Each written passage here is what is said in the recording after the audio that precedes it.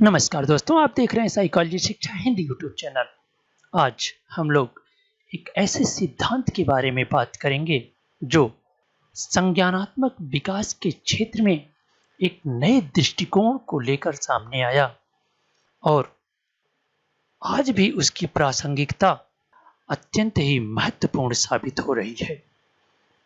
दोस्तों, हम बात कर रहे हैं जीन पियाजे के संज्ञानात्मक विकास के सिद्धांत की। कहा यह जाता है कि जीन पियाजे, जो कि स्विट्जरलैंड के जीव विज्ञान शास्त्री थे, इन्होंने अपने ही बच्चों पर यह प्रयोग किया। वे अपने बच्चों का जन्म से लेकर किशोरावस्था तक गहन अवलोकन किया। गहन अवलोकन करने के बाद उन्होंने लगभग 1920-30 के दौरान यह सिद्धांत दिया। लेकिन वर्तमान में जिस सिद्धांत पर हम लोग बात करते हैं, वह उन्होंने अपने सिद्धांत को संशोधित कर 1970 में प्रस्तुत किया। उनका सिद्धांत संज्ञानात्मक विकास के क्षेत्र में एक नए कॉन्सेप्ट को लेकर आया था। दोस्तों, वर्तमान की लगभग सभी परीक्षाओं में जीन पियाजे के सिद्धांत से अनिवार्य रूप से प्रश्न पूछे जाते हैं, क्योंकि इनका सिद्धांत इतना व्यापक सिद्धांत है कि वह लगभग सभी क्षेत्रों में अनुप्रयुक्त होता है। आइए इस सिद्धांत के बारे में हम विस्तृत अध्ययन करें। तो सबसे पहले हम बात करें कि संज्ञानात्मक विकास क्या होता है। जीन पियाजे ने ऐसी कौन सी विचारधारा प्रस्तुत की जो समाज को एक नई दिशा या नई सोच देने में सक्षम हो गया। ऐसे ही कुछ प्रश्नों को हम लेकर आगे बढ़ते हैं और यह देखते हैं कि जीन पियाजे के सिद्धांत को भली प्रकार समझने के पश्चात हमें निम्नलिखित व्यवहार परिवर्तन देखने को मिलेगा। हम संज्ञान क्या है, संज्ञान क्या होता है, इसे समझ सकेंगे। यानी संज्ञान से क्या तात्पर्य है, इसे संज्ञानात्मक सिद्धांत क्यों कहते हैं, इस बात को हम समझ सकेंगे। विकास के क्या मायने हैं, अन्य सिद्धांतों से यह किस प्रकार भिन्न है, इससे अवस्था का सिद्धांत क्यों कहा जाता है, विकास में कालानुक्रम की क्या आवश्यकता है, और एक शिक्षक के नाते संज्ञानात्मक विकास को जानना क्यों आवश्यक है। मित्रों, यह सिद्धांत पढ़ने के पश्चात हम अवश्य ही इन प्रश्नों के जवाब देने में सक्षम हो जाएंगे। इसके साथ ही साथ इनके सिद्धांत में अनेक ऐसे संप्रत्यय, अनेक ऐसे नए कॉन्सेप्ट का विकास हुआ जिसे जानना अत्यंत आवश्यक है। आइए सबसे पहले हम पहले प्रश्न पर बात करें तो संज्ञान उन सभी मानसिक प्रक्रियाओं की ओर इंगित करता है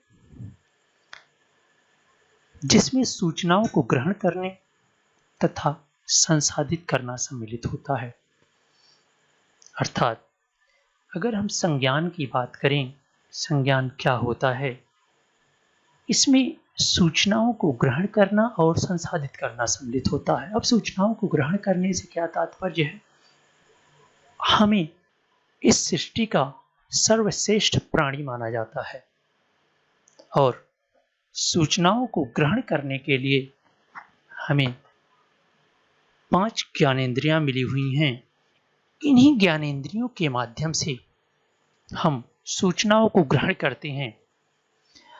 सूचनाओं को ग्रहण करने के बाद उन सूचनाओं के संबंध में कुछ मेंटल प्रोसेस चलते हैं, मानसिक क्रियाएं चलती हैं, जिसे संसाधन की क्रिया कही जाती है, जिसमें अधिगम, प्रत्यक्षीकरण, स्मृति, चिंतन, समस्या समाधान, तर्क, रीजनिंग आदि क्रियाओं के साथ हम किसी नए संप्रत्यय को विकसित कर पाते हैं। ये हम और आगे बात करें तो संज्ञान का अर्थ है उन आंतरिक मानसिक क्रियाओं तथा उत्पादों से जिनसे ज्ञान का निर्माण होता है। आंतरिक मानसिक क्रियाओं तथा उत्पादों से संज्ञान क्या है? संज्ञान का क्या अर्थ है कि आंतरिक मानसिक क्रियाओं तथा उत्पादों की बात करते हैं जिनसे ज्ञान का निर्माण होता है। ज्ञान का निर्माण यानी कि संज्ञानात्मक विकास होता है। आंतरिक मानसिक क्रियाएं यानी कि संज्ञानात्मक प्रक्रियाओं को ही आंतरिक मानसिक प्रक्रिया कहा गया और उनके द्वारा जिन ज्ञान का निर्माण होता है उसे संज्ञानात्मक विकास कहा जाता है। आइए एक उदाहरण द्वारा बहुत ही आसानी से हम इन सभी कॉन्सेप्ट को समझने का प्रयास करें। मान लें कि आप अपने कमरे में बैठकर पढ़ रहे हैं, अचानक आपके पैर में चुभन होती है। अब वह चुभन या वह दर्द जब ही होती है तो हमारी एक ज्ञानेंद्री यानी सूचना ग्रहण करने की वह एक ज्ञानेंद्री उद्दीप्त होती है यानी स्किन, त्वचा की ज्ञानेंद्रियां उद्दीप्त होती हैं और सेंसरी न्यूरॉन्स के द्वारा सूचनाएं मस्तिष्क को पहुंचती हैं। मस्तिष्क को जब ही सूचना पहुंचती है तो अगर वह सूचना नई होती है तो हम उस सूचना के या उस दर्द को समझते हैं कि वह दर्द क्या है। तो हमें देखने से पता चलता है कि वह मच्छर काट रहा है। आइए, जब ही आप देखते हैं कि मच्छर काट रहा है तो आप में एक तरह का संसाधन, एक तरह की मानसिक प्रक्रिया अंदर चल रही है। उसके आधार पर एक नए संप्रत्यय का, एक नए ज्ञान का विकास होता है कि जब मच्छर काटता है तो इस तरह का दर्द होता है। एक समय के मान लिया जाए कि वह आपको दोबारा मच्छर काटता है, तो जब ही जो आपके सेंसरी न्यूरॉन्स हैं सूचनाएं मस्तिष्क को ले जाते हैं, तो चूंकि मस्तिष्क में वो पहले से ही वह अनुभव उपस्थित है, आपकी स्मृति में यानी कि संसाधन में, वो स्मृति में वह सूचना मौजूद है और तुरंत मस्तिष्क यह निर्णय लेता है यानी कि निर्णय लेने की प्रक्रिया मस्तिष्क में चलती है कि वह मच्छर काटने का पेन है, दर्द है। तुरंत जो मस्तिष्क मोटर न्यूरॉन्स को आदेश देता है कि मच्छर को मारा जाए और दूसरा हाथ इतना जल्दी उस मच्छर को मारता है कि आप इतनी लंबी आंतरिक मानसिक प्रक्रिया को इतने कम समय में संपन्न हो जाती है कि आप समझ नहीं पाते या मच्छर उड़ नहीं पाता, आप मार देते हैं। अब इस तरह से जब बालक छोटा होता है तो बहुत सारी ऐसी क्रियाएं पहली बार घटित होती हैं जिनसे इन छोटे छोटे संपत्तियों का विकास होता है बालक में, या आप कहिए अधिगम होता है, स्मृति प्रत्यक्षण होता है। एक और उदाहरण लें, आप छोटे बच्चों को अक्सर देखते होंगे कि जब छोटे बच्चे खेलते हैं तो जब मच्छर एक चूंटे को देखे होंगे, जब वो इधर उधर घूमता है तो बच्चे उसको मारते हैं और उसके पीछे वो जैसे भागता है, जितना भागता है उसके पीछे भागते और मारते मारते। लेकिन एक समय ऐसा भी आता है जब चूंटा उसे काटता है। अब इस सभी प्रक्रिया को आप समझें तो सबसे पहले बच्चे ने चोटी का प्रत्यक्षण करता है। अभी वो जानता नहीं कि ये क्या चीज़ है, क्योंकि वो मूवमेंट कर रहा है, वो चल रहा है, इसलिए उसके लिए एक ऐसी चीज़ है जिससे खेलने की चीज़ है। तो अपनी वो क्रियाओं द्वारा उसमें खेलना प्रारंभ करता है। लेकिन जब ही वो काटता है तो एक नए ज्ञान का विकास होता है, एक नए संज्ञानात्मक ज्ञान का विकास होता है कि ऐसी चीज़ को अगर हम छूते हैं एक तरह का पेन होगा, दर्द होगा, इसे हमें नहीं छूना चाहिए। अब आप स्पष्ट रूप से यह चीज़ समझने में सक्षम हो गए होंगे कि संज्ञानात्मक विकास किस प्रकार होता है, ज्ञानेंद्रियों का प्रयोग कैसे होता है, उनका संसाधन मस्तिष्क में कैसे होता है, आंतरिक मानसिक प्रक्रिया कैसे होता है और ज्ञान का निर्माण कैसे होता है। आइए संज्ञानात्मक विकास को समझने के पश्चात हम उन संज्ञानात्मक विकास को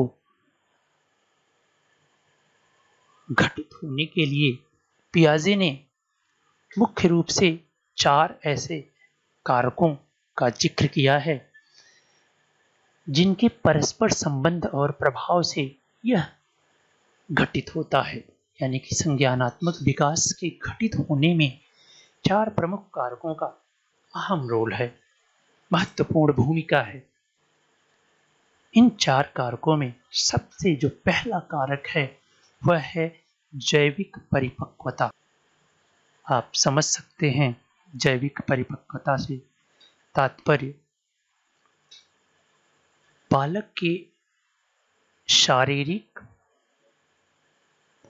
अंगों में परिपक्वता से होता है। जैसे जैसे बालक बड़ा होता जाता है उनके अंगों में परिपक्वता बढ़ती जाती है। वह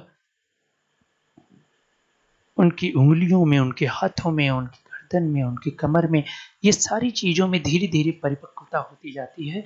आप एकदम नवजात शिशु को देखें तो वो सिर्फ लेटा रहता है, हिल डुल नहीं सकता। लेकिन जैसे जैसे उसका उम्र बढ़ती जाती है तो वह पैर हिलाना प्रारंभ करता है, हाथ हिलाना प्रारंभ करता है। धीरे धीरे वह अपने आप को, पूरी बॉडी को हिलाना प्रारंभ कर देता है। और एक समय ऐसा आता है जब वह अपने आप को पलटी करने में सक्षम हो जाता है। जब पलटी करने में सक्षम हो जाता है तो वह अपने हाथों पर बल देकर बकैया होना शुरू कर देता है। यानी कि ये सारी प्रक्रियाओं को जैविक परिपक्वता कहते हैं, बायोलॉजिकल मैच्योरिटी कहते हैं। यानी कि संज्ञानात्मक विकास में जो सबसे पहला कारक महत्वपूर्ण भूमिका निभाता है वह है जैविक परिपक्वता। इसके बगैर संज्ञानात्मक विकास संभव नहीं है। दूसरी जो कारक है वो है गतिविधि या एक्शन। जब जैविक परिपक्वता बालक में आने लगती है तो अवश्य ही वह अनेक तरह की गतिविधियां प्रारंभ करता है। और जब वह गतिविधियां प्रारंभ करता है तो जो अगली अवस्था आती है सामाजिक अनुभव, सोशल एक्सपीरियंस की गतिविधि जब वह करना प्रारंभ करता है तो वह अपने सामाजिक अनुभवों में वृद्धि करता है। यानी कि सामाजिक अनुभवों का विकास होता है। और जब सामाजिक अनुभवों का विकास होता है तो ये सारी प्रक्रियाओं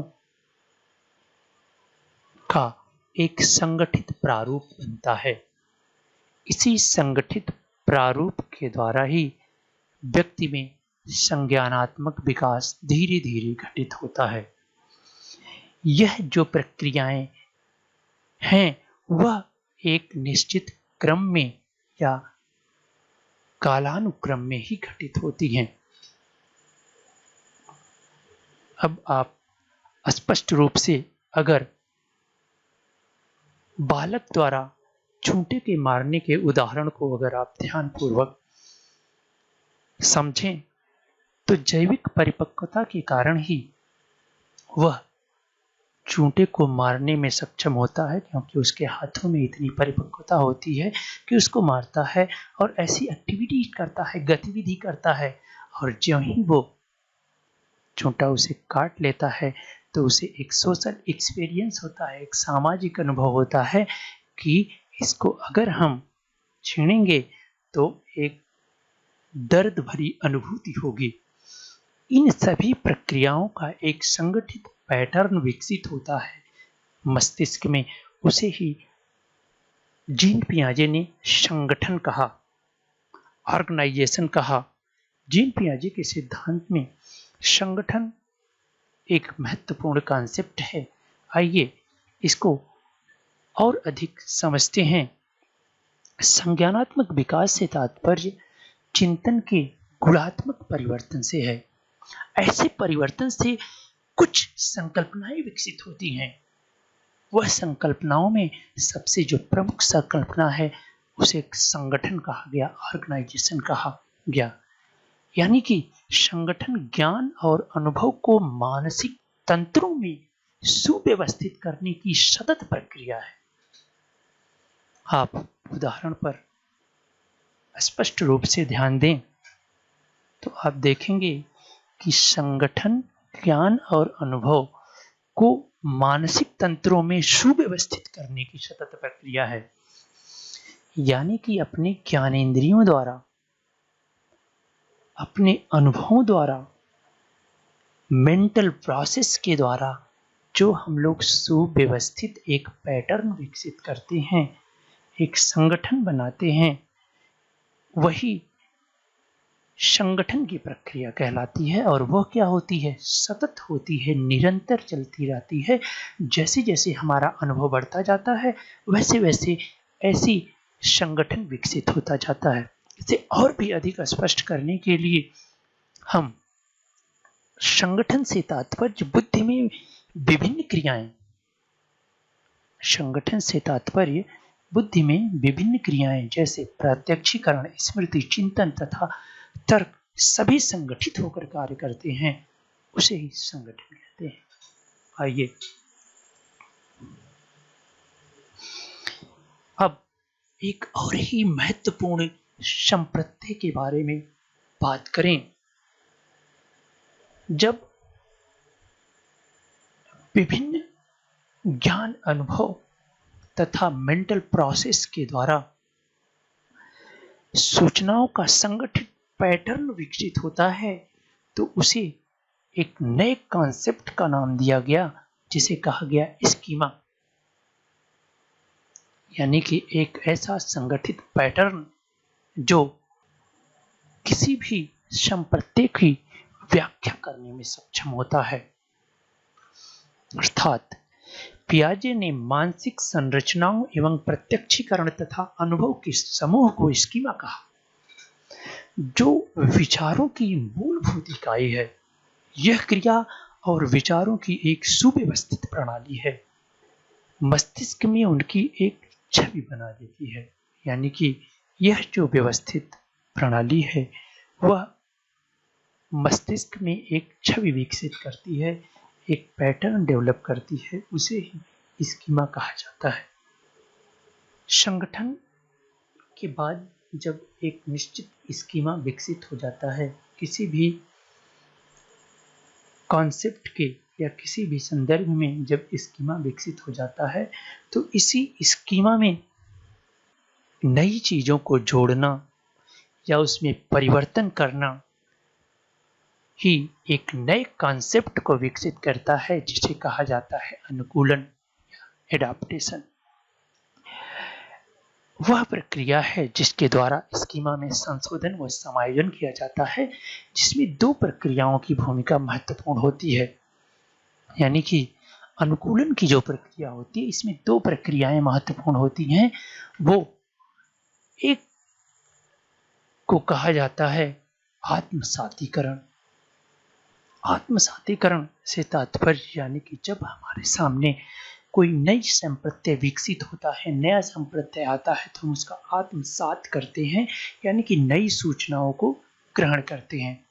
दूसरा समायोजन, यानी कि अपने नई सूचनाओं में परिवर्तन करना। आइए आत्मसातीकरण को अगर समझें तो वह प्रक्रिया है जिसमें बालक नए ज्ञान को पूर्व ज्ञान की योजनाओं में शामिल कर लेता है। अर्थात बालक नए ज्ञान का आत्मसात अपने पुराने स्कीमा में कर लेता है। वहीं अगर हम समायोजन की बात करें, वह मानसिक प्रक्रिया है जिसमें बालक नई सूचनाओं के अनुसार समायोजन करता है एवं स्कीमा को वातावरण के अनुसार परिवर्तित कर समायोजन कर लेता है। आइए, जब बालक के सामने कोई ऐसे नए संप्रत्यय को विकसित करने की आवश्यकता होती है या कोई नई सूचना अगर सामने आ जाती है, तो बालक में एक तरह की अवस्था उत्पन्न होती है जिसे साम्य धारण कहा जाता है। साम्य धारण यानी इक्विलिब्रियम एक संज्ञानात्मक असंतुलन को दूर करने के लिए या उसमें संतुलन लाने के लिए बालक द्वारा की गई संज्ञानात्मक प्रक्रिया है। यानी कि साम्य धारण एक ऐसी संज्ञानात्मक प्रक्रिया है जो नए सूचनाओं के कारण जो असंतुलन आता है, उस असंतुलन को दूर करने के लिए, अर्थात स्कीमा में परिवर्तन करने के लिए जो प्रक्रिया को अपनाया जाता है, उसे साम्य धारण की प्रक्रिया कहा जाता है। अब जीन पियाजे द्वारा दिए गए इन मुख्य प्रमुख संप्रत्ययों पर विचार करने के बाद हम उनकी सिद्धांत की मुख्य थीम की बात करें तो हम देखेंगे major things about this theories. वो है उपरोक्त संप्रत्ययों को पियाजे ने बच्चे द्वारा एक अवस्था से दूसरी अवस्था में पहुंचने की प्रक्रिया को समझाने हेतु प्रयुक्त किया। पियाजे के अनुसार जब बालक विचारों में असंतुलन से संतुलन की ओर जाता है, यानी कि साम्य धारण की प्रक्रिया द्वारा, तो बालक में संज्ञानात्मक परिवर्तन आता है जो कि गुणात्मक होता है। उदाहरण के लिए अगर आप देखें तो बच्चा यह मानता है कि पानी की मात्रा में परिवर्तन केवल इसलिए हो रहा है क्योंकि यह एक अलग रूप के बर्तन, छोटे या चौड़े बर्तन से लंबे या अपेक्षाकृत गहरे बर्तन में डाल दिया जाता है। बालक हमेशा इस बात को लेकर असमंजस की स्थिति में होगा कि यह अतिरिक्त या ज्यादा पानी कहां से आया और क्या वास्तव में पानी की ज्यादा मात्रा उपलब्ध है। इस असमंजस को तभी समझा जा सकता है जब बच्चों के विचारों में उच्च संज्ञानात्मक क्षमता का विकास हो। यानी कि बालक में प्रत्येक कालानुक्रम में या प्रत्येक अवस्था में एक निश्चित उच्च संज्ञानात्मक क्षमता पाई जाती है और उसी के अनुसार वह सोच सकता है, समझ सकता है। जैसा कि हम इस उदाहरण में या इस चित्र में देख रहे हैं कि बच्चा समान पानी होने के बाद भी बर्तन चेंज कर देने के कारण लंबे और पतले बर्तन वाले पानी को ज्यादा बता रहा है, क्योंकि उसमें अभी यह क्षमता विकसित नहीं हो पाई है कि पानी की मात्रा वही है, केवल उसके रखने वाले बर्तन की अनुपात में परिवर्तन हुआ है। इन सभी बातों को ध्यान में रखते हुए पियाजे का मानना है कि बच्चे के ज्ञान का निर्माण में क्रियाशीलता होती है। साथ ही उनका कहना था कि उनका संज्ञानात्मक विकास 4 क्रमागत अवस्थाओं से होकर गुजरता है। प्रत्येक अवस्था कालानुक्रम विशेष में होती है, यानी कि प्रत्येक अवस्था में एक निश्चित कालानुक्रम में ही होती है और प्रत्येक में चिंतन का विशेष प्रकार ही पाया जाता है और चिंतन के भिन्न एवं उच्च प्रकार ही एक अवस्था से दूसरी अवस्था से भिन्न करते हैं, अलग करते हैं। पियाजे के अनुसार सूचनाएं एकत्र व्यवस्था में नहीं पहुंचता, अपितु उसका प्रयोग समस्या समाधान तर्क देने में एवं गुणात्मक रूप से कर पाता है, निर्धारण करता है कि वह किस अवस्था में है। यानी कि बालक किस तरह की संज्ञानात्मक मानसिक क्षमता को प्रदर्शित करता है, यह निर्धारित करता है कि वह किस अवस्था में है। आइए अब हम उन अवस्थाओं पर बात करें जो पियाजे द्वारा दी गई प्रमुख 4 अवस्थाएं हैं, जिसे आप एक कालानुक्रम में व्यवस्थित करते हैं। सबसे पहली अवस्था होती है संवेदीय पेशी अवस्था, सेंसरी मोटर स्टेज। यह अवस्था जन्म से 2 वर्ष तक की होती है। दूसरी अवस्था प्री ऑपरेशनल स्टेज की होती है, जो 2 से 7 वर्ष के लिए होती है।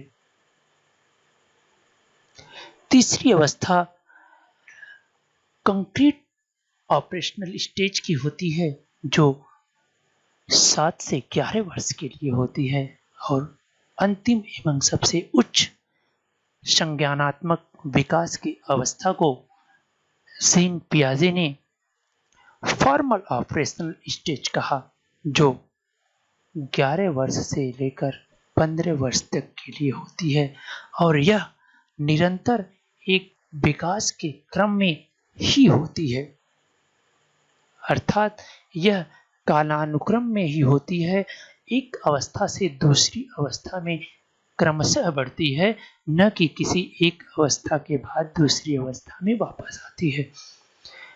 जीन पियाजे का मानना है कि यह संज्ञानात्मक विकास की जो अवस्थाएं हैं वह एक निश्चित क्रम में ही चलती हैं और वह क्रम है sensory motor, pre operational, concrete operation तथा फॉर्मल ऑपरेशनल स्टेज।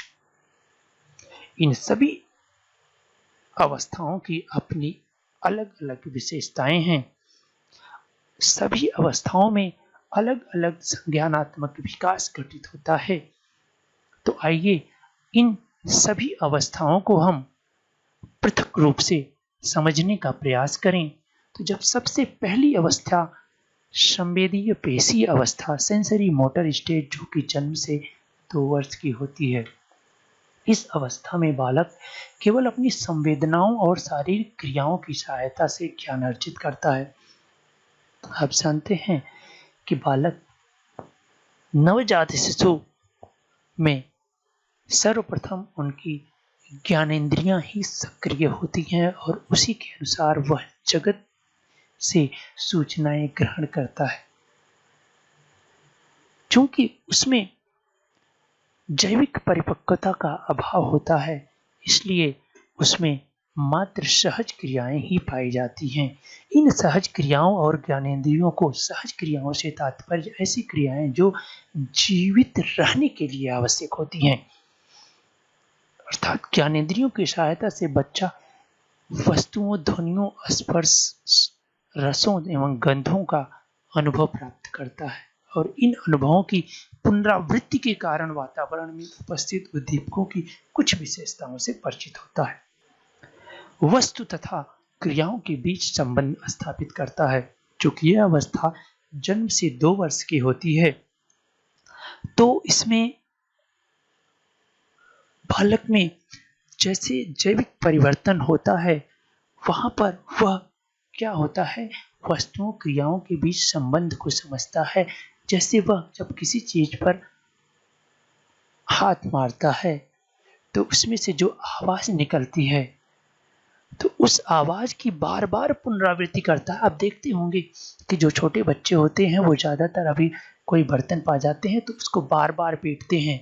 पीटने का कारण ये है कि उस आवाज को वो समझते हैं, सीखते हैं कि कौन सा ऐसा कारण है, कौन सा ऐसा चीज है कि दोनों के बीच संबंध स्थापित करते हैं कि हाथ को थाली पर मारने से एक तरह की आवाज निकलती है और उस आवाज को बार बार निकाल कर वह उन अनुभवों को सीखते हैं। अब इस स्टेज में एक बहुत ही महत्वपूर्ण कॉन्सेप्ट का विकास होता है जो वस्तु अस्थायित्व के नाम से जाना जाता है। बहुत ज्यादा प्रश्न पूछे जाते हैं वस्तु अस्थायित्व या ऑब्जेक्ट परमानेंट को लेकर। आपको विभिन्न परीक्षाओं में, खासकर सीटेट, यूपीटेट, यहाँ तक कि यूजीसी नेट और विभिन्न प्रतियोगी परीक्षाओं में आपको ऑब्जेक्ट परमानेंट्स के क्वेश्चन फ्रीक्वेंटली मिलते रहते हैं। यह कॉन्सेप्ट बालक में 20 से 24 माह में विकसित होते हैं। अब जानने की आवश्यकता यह है कि वस्तु अस्थायित्व का गुण क्या होता है। एक ऐसा गुण जो किसी भी वस्तु के इस सृष्टि में अस्थायित्व को प्रदर्शित करता है। अर्थात आप एकदम छोटे बच्चे को जब खिलौने खेलने के लिए देते हैं तो आप देखते हैं कि उसके सामने से अगर आप खिलौना हटा देते हैं तो बच्चा उसे ढूंढने का प्रयास नहीं करता है, क्योंकि उसमें वस्तु अस्थायित्व का गुण नहीं विकसित होता है। जो ही कोई भी चीज आप बच्चे के सामने से हटा लेते हैं तो उसके लिए उस चीज का या उस वस्तु का या उस खिलौने का अस्तित्व ही खत्म हो जाता है। यानी कि वो ये मानकर चलता है कि वह चीज थी ही नहीं। लेकिन जो ही 20 से 24 माह के बीच वस्तु अस्थायित्व का गुण आ जाता है तो बच्चे के सामने से जो ही आप खिलौना छुपा लेंगे तो उस खिलौने को ढूंढने लगेगा। यानी कि वह यह मानेगा कि वस्तु का अस्तित्व है। वो अलग बात है कि वो हमारे सामने से हटा लिया गया, छुपा दिया गया, इसलिए वह उसको ढूंढने का प्रयास करता है। इसे ही वस्तु अस्थायित्व का गुण कहा जाता है, ऑब्जेक्ट परमानेंट गुण कहा जाता है। यह बहुत ही महत्वपूर्ण कॉन्सेप्ट का विकास होता है। जीन पियाजे के संज्ञानात्मक विकास के प्रथम स्टेज में यानी संवेदी पेशीय अवस्था में जीन पियाजे ने इस प्रथम अवस्था को 6 उप अवस्थाओं में बांटा है। सहज क्रियाओं की अवस्था जन्म से 30 दिन तक की होती है। प्रमुख वृत्तीय अनुक्रियाओं की अवस्था 1 माह से 4 माह तक की होती है। गौण वृत्तीय क्रियाओं की अवस्था 4 माह से 8 माह तक की होती है। गौण इसकी मेटा की समन्वय की अवस्था 8 माह से 12 माह की होती है और तृतीय वृत्तीय अनुक्रियाओं की अवस्था 12 माह से 18 माह की होती है। मानसिक सहयोग द्वारा नए साधनों की खोज की अवस्था 18 माह से 24 माह की होती है। इस तरह से सेंसरी मोटर स्टेज यानी कि जन्म से 2 वर्ष की जो अवस्था होती है उसे 6 उप अवस्थाओं में जीन पियाजे द्वारा बांट कर अध्ययन किया गया। आइए संज्ञानात्मक विकास की दूसरी अवस्था की बात करें, पूर्व संक्रियात्मक अवस्था। इस अवस्था में बालक स्व केंद्रित व स्वार्थी न होकर दूसरों के संपर्क से ज्ञान अर्जित करता है। अब वह खेल, अनुकरण, चित्र निर्माण तथा भाषा के माध्यम से वस्तुओं के संबंध में अपनी जानकारी अधिकाधिक बढ़ाता है। धीरे धीरे वह प्रतीकों को ग्रहण करता है, किंतु किसी भी कार्य का क्या संबंध होता है तथा तार्किक चिंतन के प्रति अनभिज्ञ रहता है। इस अवस्था में अनुक्रमणशीलता पाई जाती है। इस अवस्था में बालक के अनुक्रमणों में परिपक्वता आ जाती है। इस अवस्था में प्रकट होने वाले लक्षण 2 प्रकार के होने से इसे 2 भागों में बांटा गया है। अर्थात यह एक ऐसी अवस्था होती है जिसमें बालक कुछ संक्रियाओं को करने लगता है, चित्र निर्माण करने लगता है, लोगों का अनुकरण करने लगता है, लोगों का अनुकरण कर सीखने लगता है। इस अवस्था में 2 तरह की उपावस्थाओं की बात की गई है। पूर्व संप्रत्यात्मक काल जो 2 से 4 वर्ष की होती है और अंतरदर्शीय अवस्था जो 4 से 7 वर्ष की होती है। पहली अवस्था में बालक संकेत तथा चिन्ह को मस्तिष्क में ग्रहण करता है। बालक निर्जीव वस्तुओं को सजीव समझता है। यह एक ऐसी अवस्था होती है जिसमें बालक निर्जीव वस्तुओं को भी सजीव समझता है। आप देखते होंगे कि बच्चे कहते हैं कि पेड़ ने पत्ते को नीचे गिरा दिया, यानी कि वो पेड़ को या कुछ जो भी चीजें होती हैं, खिलौने को सजीव समझता है, आत्म केंद्रित होता है। बालक आत्म केंद्रित या अपने ही विचारों में होता है। संकेतों एवं भाषा का विकास तेजी से होता है इस अवस्था में। इसमें 2 तरह के दोष भी देखे जाते हैं, एक जीववाद और एक अहमवाद। जीववाद का तात्पर्य वही कि निर्जीव को सजीव समझना, और अहंवाद का तात्पर्य होता है कि उसको ये विश्वास होता है कि जो सूर्य, चांद, हवा ये सारे उसके पीछे पीछे चलते हैं, उसके साथ चलते हैं, वो जहाँ चलता है उसी के साथ चलते हैं। दूसरी जो अवधि की बात करें इस स्टेज में, तो बालक छोटी छोटी गणनाओं जैसे जोड़, घटाना आदि सीख लेता है।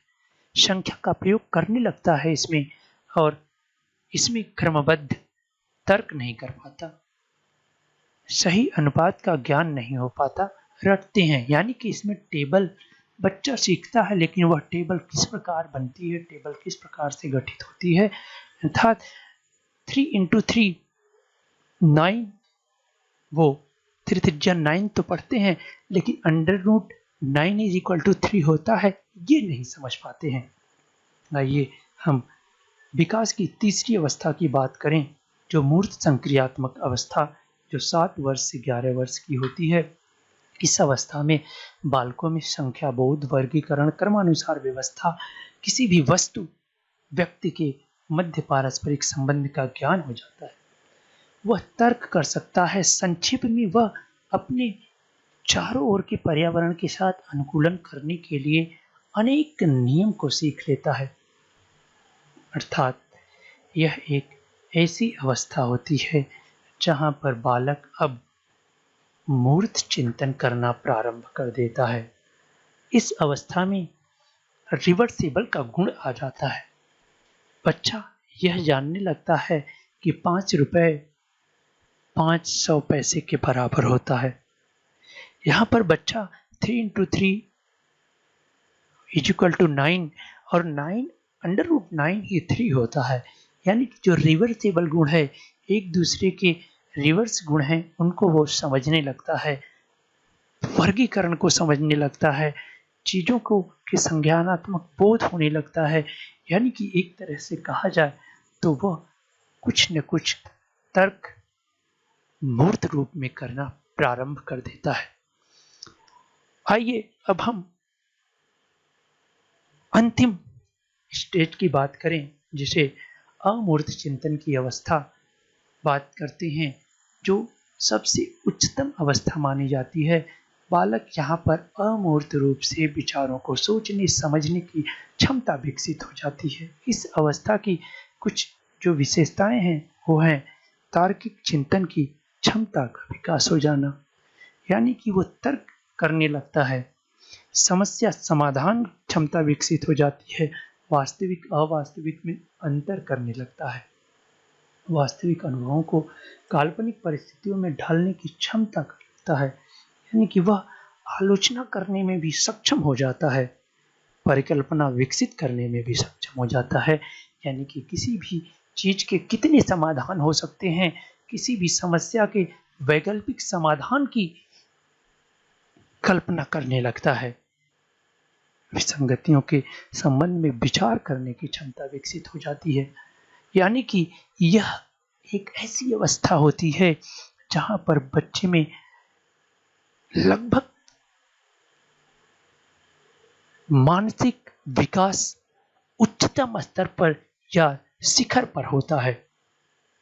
आइए इन चारों अवस्थाओं को यदि हम पुनः एक कालानुक्रम के रूप में देखें, जिसमें आपने देखा कि इनके विकास के यानी संज्ञानात्मक विकास को 4 अवस्थाओं sensory motor pre operational concrete operation तथा फॉर्मल ऑपरेशनल स्टेज जो कि जन्म से लेकर 15 वर्ष तक के बीच की घटित होती है, उसमें पहली अवस्था में जो विकास होता है वो understand word thought and sense. Understand word यानी कि understand word through senses and action, यानी कि वह जगत को कैसे समझता है, संवेदना और अपने एक्शन से समझता है पहली अवस्था में। वहीं दूसरी अवस्था में लैंग्वेज तथा मेंटल इमेज से समझता है, मानसिक रूप से कुछ भाषा और इमेज के द्वारा। और तीसरी अवस्था में वह इस जगत को लॉजिक थिंकिंग और क्लासिफिकेशन से समझता है। और जो सबसे उच्चतम स्टेज होती है उसमें जो महत्वपूर्ण विकास होता है वह परिकल्पना निर्माण, अमूर्त चिंतन तथा साइंटिफिक रीजनिंग जैसे महत्वपूर्ण मानसिक क्रियाओं का विकास होने लगता है। अब यह विकास एक निरंतर कालानुक्रम में ही होता है, यानी कि संज्ञानात्मक विकास की ये क्रियाएं एक निश्चित कालानुक्रम में घटित होती हैं, एक निश्चित क्रम में ही घटित होती हैं।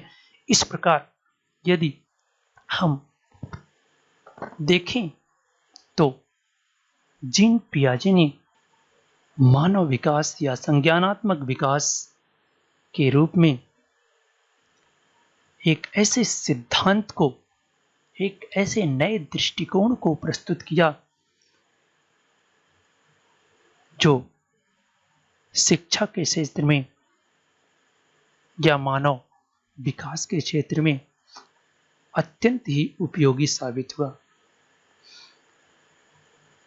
आइए इन सभी संप्रतियों को भली भांति समझने के पश्चात अवश्य ही हम अब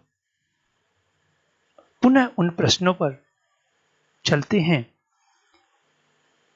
तो हम देखेंगे हम अवश्य ही इन प्रश्नों का जवाब देने में सक्षम होंगे